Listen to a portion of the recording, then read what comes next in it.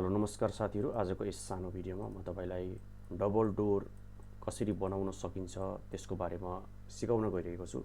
मानिलिउँ हाम्रो double डोरको size छ 4 फिट। त्यसको लागि हामीले लाइन टुलबाट पनि हामी जान सक्छौं। यहाँ जानु होला, लाइन टुलमा जानु होला अथवा रेक्टेंगल टुलमा जानु होला।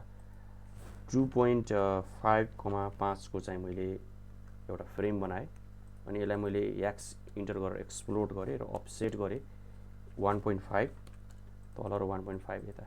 ट्रिम कमान्डले चाहिँ मैले यिनीहरूलाई ट्रिम गरे। एउटा यो यस्तो खालको स्ट्रक्चर बनाउनु पर्यो। यसलाई चाहिँ मैले अलिकति यता सार्दै दिएँ अनि यसलाई मैले फ्ल्याट पनि गर्न सकियो।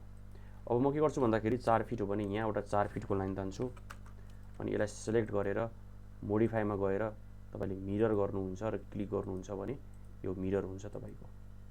त्यसपछि तपाईले यो पोइन्ट टु यो पोइन्ट एउटा सर्कल बनाउनु हो। सर्कल टुलमा गएर यहाँदेखि अब हामीले त डबल डोर बनाउने हो, तर सिंगल डोर पहिला म तपाईलाई बनाउन सिकाउँछु। त्यसपछि डबल डोर पनि हेरौँला नि, है त।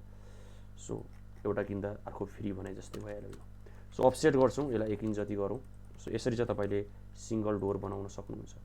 यसलाई नै म कपी गर्छु, डबल डोर बनाऊ। डबल डोरको लागि के गर्नु पर्यो, यो दुईटालाई डिलिट गरिदिनु पर्यो।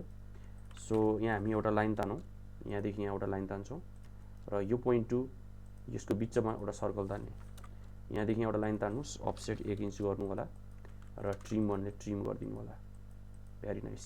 दुई बेला सिलेक्ट गर्नुस्, मोडिफाईमा गएर मिरर, यो पोइन्ट टु यो पोइन्ट, नो, यो लाइनले डिलिट गर्नु।